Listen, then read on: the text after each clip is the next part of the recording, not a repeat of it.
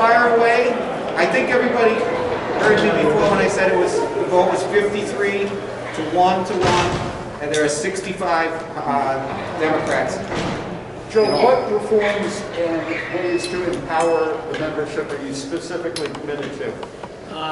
There are no specifics. I've been talking to colleagues. I haven't had a chance. This has been a whirlwind of 48 hours.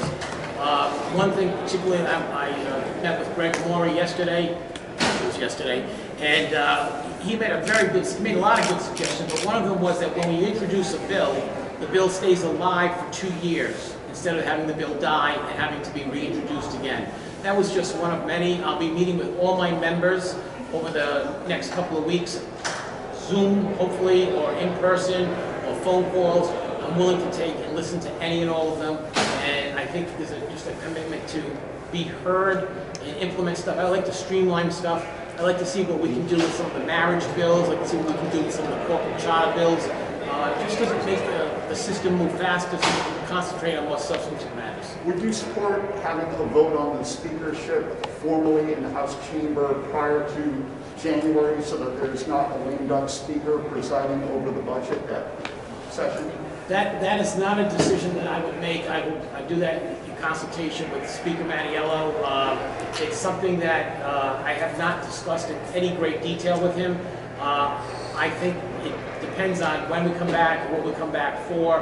I have to meet, one of the reasons I wanted to have this caucus, the governor's chief of staff called me yesterday, wanted a meeting, and I felt very uncomfortable going to represent the House until this caucus was done. Leader, what sort of continuation of Speaker Mattiello's, I guess, signature policies are you looking at? Car tax phase out, tolls, things like this. Are these part of your legacy now? I voted for all of those things, and I'd like to keep any and all of them, but I'm not prepared to commit to anything because we have a $900 million deficit, and literally everything is on the table. Whether it might be, unfortunately, some kind of tax increase or some kind of layoffs, or possibly even some kind of a reduction in spending. I can't make a commitment. Many different organizations have asked me, don't cut the social services budget, don't raise taxes, don't do layoffs. Ladies and gentlemen, we have a $900 million deficit that has to be made up somewhere. I heard as recently as today that Mitch McConnell was talking about getting a stimulus package done for cities and towns. We'll just have to wait to see what happens in Washington. It's a fast-moving project. What does the vote tonight mean to you? I'm humbled, honestly humbled by my colleagues that show me the support and the trust to lead a very, very important body of state government. And as I said, I don't know if you heard me, there's a very diverse group of people, and I'm proud to represent them.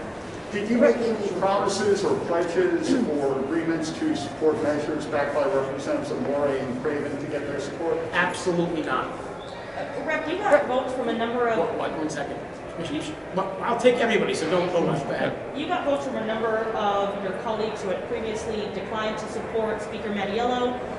Are there reforms that you had offered to them? Sorry, did you offer any reforms or promise any reforms that you might make in order to get support of so many of your colleagues? No, I honestly didn't. I didn't commit to anybody or chairmanships or positions or offices, or I did not promise any legislation to anyone or any group. I think the broad base of support I enjoyed tonight is the relationships that I had made over the last 8 years in the House. And how your speaker should be different from Speaker Mattiello's, if it will be? We're just different people. I think, my mother used to say that's why Howard and Johnson has 32 different flavors of ice cream, because we're all different, but we're all ice cream. So we're all representatives. So we're all different. And I consider myself a little bit more of a moderate than the speaker. So I look at things in that type of a lens. But if it's a good policy, I don't care who it comes from. The Republicans, the progressives, the conservatives, I'm willing to support it and move it to the House floor. If it's a bad policy, again, I don't care who it comes from. That's something that we might be helpful for further study. Do you have any message for the progressives in the House?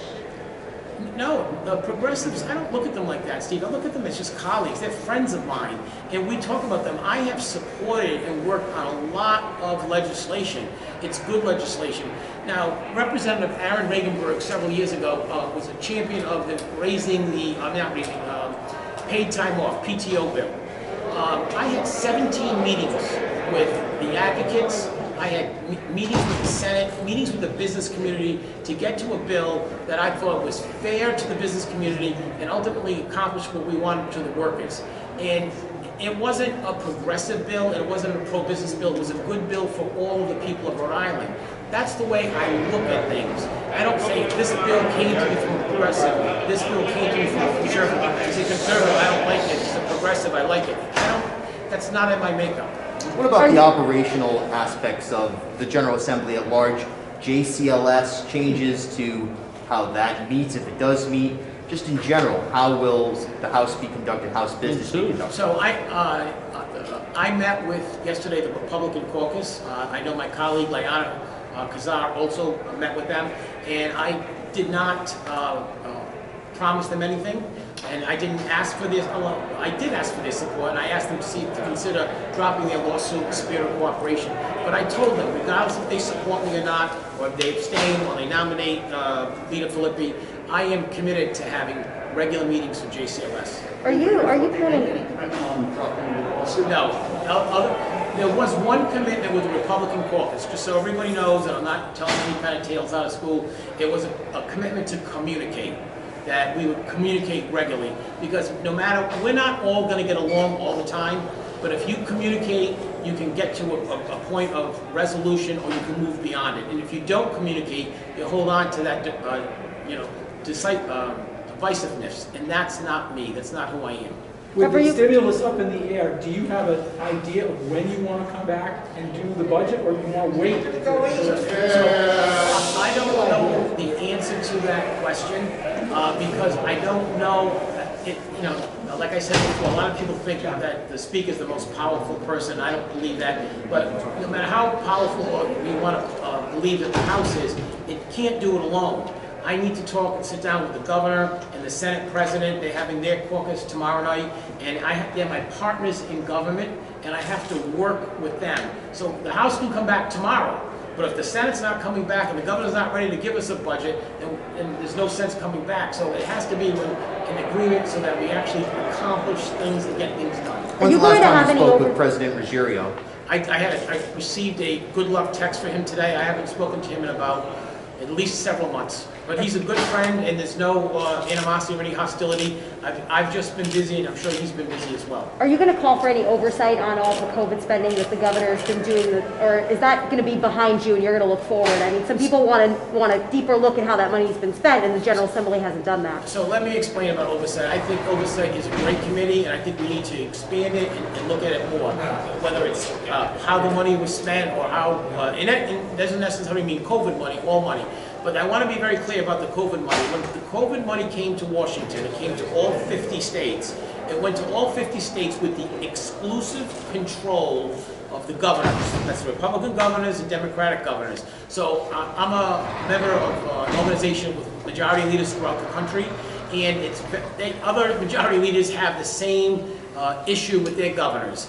Unfortunately, there is no authorization needed from the General Assembly, so our role is limited to oversight, but I'm not opposed to having oversight look at all the spending, not just the COVID spending, but all spending and how it's spent. And really, are we getting a bang, a buck for our bang? Is it working? Are we getting value for the money we spend? I mean, everyone wants to talk about spend more money, increase more money for this or for that. I want to make sure that we're not just closing our eyes and throwing money at a problem. I want to make sure that the money accomplishes what we want, which is change or improvement. You mentioned that you don't feel the Speaker position is the most powerful in the state, though a lot of people feel that way. Why do you feel that way? I think it's the institution, because the Speaker's power, or the Speaker's position, whatever you want to call it, comes from the members. For me, it's all about the members. So I do think the House, constitutionally, the budget begins with us. It's the most important document we do. We have a constitutional obligation. Chairman Agnew's here. He does a tremendous job with the budget, and I think Marvin is unbelievably talented and so conscientious and spends so much time. But that's the blueprint for state government. That's is our policy document, that's our appropriation document, and that's our priority document. So that document resonates and begins in the House. After the governor introduces it, goes to the House. That's why I feel that way. And I think Marvin Abbey and his team, a very talented team of House fiscal advisors, will do a deep dive and bring it to the floor, and the House itself will go through it. Are you in favor of government contraction here in Rhode Island, or including state employees, as we look at the budget going forward? Say that again, I didn't hear you. Are Sorry. you in favor of any sort of government contraction? I'm not in favor or against anything. And nobody wants to cut, nobody wants to raise taxes, nobody wants to do layoffs. But if any of you smart people in the media can give me any ideas, I'm all ears. I'm a good listener, and I want to hear how we're going to close a $900 million budget deficit. Well, layoffs, are they on the table? I just said a few minutes ago, everything is on the table. But we look at them. Now, just because they're on the table doesn't mean they're going to get cut, or doesn't mean we're going to do anything. Maybe instead of layoffs, maybe it's an early retirement program. But we need to look outside the box. We've got to look at it all. And I have an incredibly talented House caucus, delegation, Republicans, Democrats, Independents, and I will continue to search the answers from them and listen to them. What's your personal view on cannabis? I don't smoke it. I don't do it. But as far as making it recreationally legal here as a revenue generator? So I am open to the idea. I do not have a position on it. Some of my colleagues have been talking about it. I know the governor proposed it in her last budget. I think election day 4 or 5 states approved recreational use of marijuana. It's on the table. You do a lot of legal work related to real estate and development. Do you plan to scale that back at all with your increased responsibilities? Yes, dramatically. Absolutely. I'm going to have to because of the time commitment, but I'm also sensitive to that because I know when you hold this office, you have a lot of scrutiny on that. So yes, I'm going to dramatically cut down my work. I still have to make a living and feed myself and make some money, but I'm going to be very selective on what, when, how I do that. Mr. Majority Leader, do you agree with everything he says? Yeah, and He's his own person. yeah, and I want to just highlight that one thing from earlier is that what Speaker Shekarchi said is that he hasn't had to make any promises to anybody in putting together these 53 votes. I think that's a testament to Speaker Shekarchi, is that it was his openness, his the fact that his door is always open, he's always willing to work with people, that brought 53 people together to say, yes, I'm on board with this team, yes, I'm on board with your leadership, yes, I'm on board with changing the way things are done at the State House, and I believe Joe Shekarchi is the person to help lead that. I think that's a testament. Do you plan to hire new staff or keep everyone that's on? And are there any committee chair changes in the works? There will be some changes in the committee because we have some openings. But the reality here is I have not talked or even considered any staff at all. The speaker is still the speaker until January 4th. In the last 48 hours, I've been all about the caucus and my members. And quite frankly, I did not expect the outcome of the election to be so dramatic and so fast. So I will sit down, I will go through a process and look at it and evaluate it. Inevitably, whenever there's a new administration, there's always a transition period and then there's always change. So yeah, there will be some change. I have no idea what that change will be. I don't know if some people want to stay in the House, some people want to retire or transfer somewhere else. I have no idea. Representative Juski, you were very pivotal in the abortion bill that passed last year. What's on your agenda this year as far as bills go for the people of Rhode Island? Well, I think Speaker Shekarchi's highlighted that clearly the budget is something we're going to have to look at, starting to work with the governor's office and the Senate President's office to get to work on that, and also looking at the way our chamber runs. I think there's broad support for taking a look at that. That involves looking at the rules, that involves looking at logistics. We're in the middle of a pandemic, looking at how to operate remotely. I think those are the things that the membership really wants to see, and I know what priorities of Speaker Shekarchi, and will be my priority. It doesn't look like the pandemic's going anywhere anytime soon. What happens do you feel it's safe for the General Assembly to meet on January 5th? Or early January? Well, we're going to take a look at that. We'll be in contact as we work for this event with the governor's office, with the Department of Health, with the Department of Business Regulation, and we're going to start looking at the logistics of how we could possibly do things remotely. We've been doing some remote hearings, but there'll be some effort to look at that in light of the pandemic that we're facing. Could we see lawmakers potentially being able to vote remotely, say vote from home, Yes. something like that? Yeah, it's possible, it might even be probable, but we need to just get a system that's safe and secure. It's happening in other cities and towns with zoning boards and planning boards, in city council meetings, but we're much bigger bodies. Those bodies are much small. Those are like 6 or 7 or 10 people or 5 people or 9 people. You know, we're 75 people, and we want 75 people want to have a discussion on a bill, and so I'm committed to take a real hard look at that, and I'd like to implement remote voting. I'm not sure how we have to do it. We're going to have to go in and amend the rules to do it, but I'm not sure if there's a vendor. I'm not sure if, I talked to some of our technical people today. They said that WebEx, which is by Cisco, is coming out with a legislative package strictly for state legislators. So I'm interested to take a look at that. And that's one of our current vendors already. Having fun? I'd love to see all you people in the media. There you go. Thanks. Thank you. Are you planning to keep staff, the speaker's staff, the chief of staff, and other members of his team? I just answered that question. They are there until January. I will sit down and with all of the senior staff and go through a process with them. I'm not sure if anyone wants to stay, who wants to stay. I'm not sure, whatever. But inevitably, in every new administration, there's a transition period, and then ultimately there's changes. And I expect it to be both a transition period and some changes. Does that go double for Berman? What about Berman? He's very talented, and I haven't had a chance to talk to Larry, but he's very talented in a lot of stuff he does. And he gets to deal with all of you, and that's not an easy job all the time. Thanks.